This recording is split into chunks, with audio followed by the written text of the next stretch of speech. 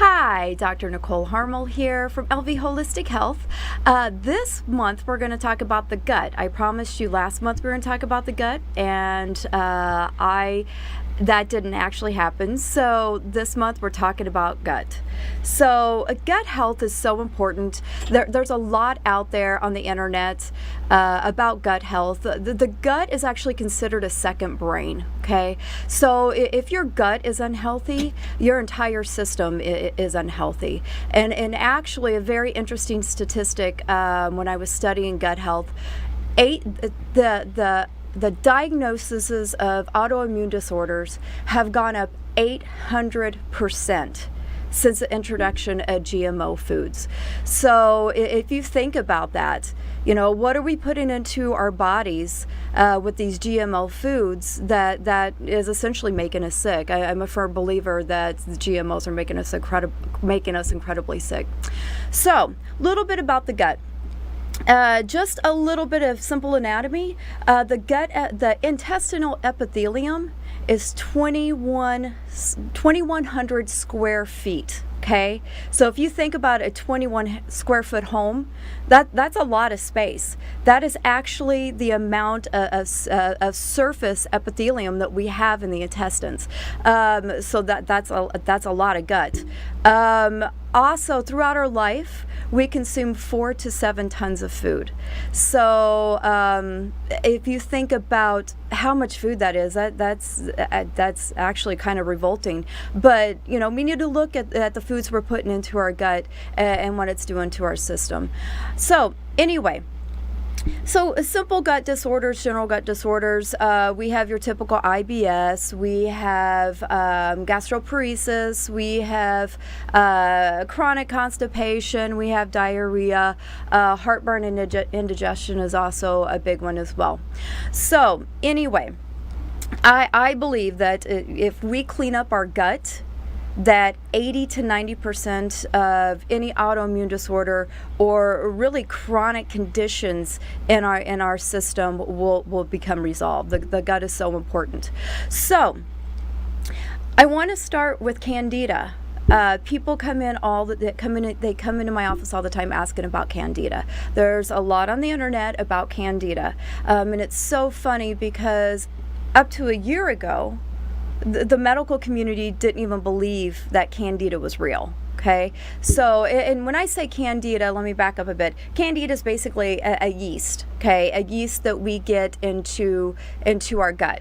Okay, how we can get this Candida growth or yeast growth is, you know, through our poor diet, you know, processed food, you know, anything in a box, in a can, in a bag, it's processed crap. Honestly, we need to start learning how to eat cleaner. So, you know, fresh produce, we need non-GMO, of course, and you know, if you look around, you can find some amazing butchers or farmers that are now, you know, having fresh, non-GMO obviously, but you know, non-steroid organic meat out there. So anyway, again, cleaning up our diet's important. Also, antibiotic use. Okay, antibiotic use is the #1 mechanism for Candida growth in the intestines.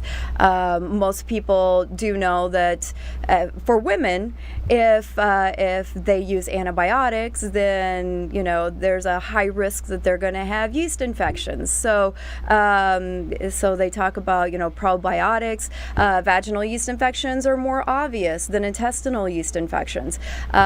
So anyway, antibiotic use is the #1 mechanism for actually implementing or causing Candida growth, and that's because it changes our body's pH. Okay, antibiotics do. It gets rid of the bad bacteria in our system, but also the good bacteria in the system. So it completely changes our intestinal pH. So Candida is basically the biggest culprit for leaky gut syndrome. And everybody's heard of leaky gut syndrome. So not too many people actually know what it is, but basically our intestines, again, 2,100 square feet of intestines, right? It basically what happens with leaky gut. the cells they're not as tightly connected with one another. So what happens is things leak out. Food particles literally leak out into our bloodstream. And then we have inflammation that's caused by this leakage of food particles into our bloodstream. So candida growth in the intestines will actually cause the microvilli and the intestinal lining to basically disintegrate. And when that happens, then you have a compromised lining in the intestines.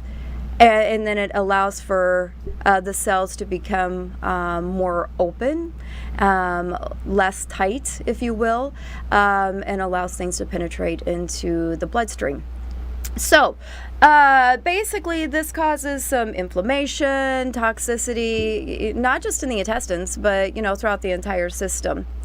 Leads to malnutrition. Even if you're eating an adequate amount of B vitamins or calories, it can lead to malnutrition of the essential vitamins and minerals in our foods. Also, there is a lot of research out there about how the gut and depression and mental illness are linked. Okay, so I heard a scary statistic last week that 1 in 2.5 people are on an antidepressant, and I think that's incredibly sad. Of course, there's a lot of lifestyle things that go into play with that, but I do firmly believe that if we clean up our guts, then we can actually help with depression or our mental state. So candida, symptoms of candida, okay? Cycling in between constipation and diarrhea, okay? So you should be having one really good bowel movement a day. If you're having 2, fantastic. But anyway, and I know it's not fun to talk about poop, but honestly, poop is very important, okay? So, but anyway, cycling in between constipation and then diarrhea. Also, gas and the bloat. The bloat is the number one symptom associated with candida. So, and intestinal cramping as well. But the bloat is big. Sugar cravings. If you physically crave sugar, if it's not like a psychological craving for sugar, if you will, but if you physically crave sugar, then I bet you anything that you have some candida overgrowth in your system. So, thrush. Look at your tongue. If your tongue is coated white, that's an obvious sign that you have some candida overgrowth as well. And sensitivities and allergies, newfound allergies to food. So if you're more sensitive with some foods, I have patients that come in all the time, 40 and 50 years old, and they're like, I think I'm allergic to gluten, or I think I have issues with dairy. And they're like, I haven't had an issue all of my life. Why is this coming up now? It could very well be because you have a severe candida overgrowth. So, acne. If you have acne or any skin issues like eczema, psoriasis, then it's very likely that you have candida as well. Okay, brain fog. Somebody that has a lot of candida in their system, the candida actually gets released into the bloodstream and can get past the blood-brain barrier, so it causes issues with brain fog. So if you find yourself knowing what you want to say, but you have a hard time articulating it, or you can't quite spit it out, that can also be a sign of candida overgrowth in the system. So, just real quick, I have 30 seconds left on this segment, but the 2 things that I would recommend for to help with the candida overgrowth is to get off the processed foods. Absolutely. Get off the sugars. Please don't make me talk about diet drinks or sodas. Sodas are the worst for altering the body's pH and causing issues with candida overgrowth. And oregano is the number one thing that I'd recommend for actually combating the candida overgrowth, to help neutralize the candida.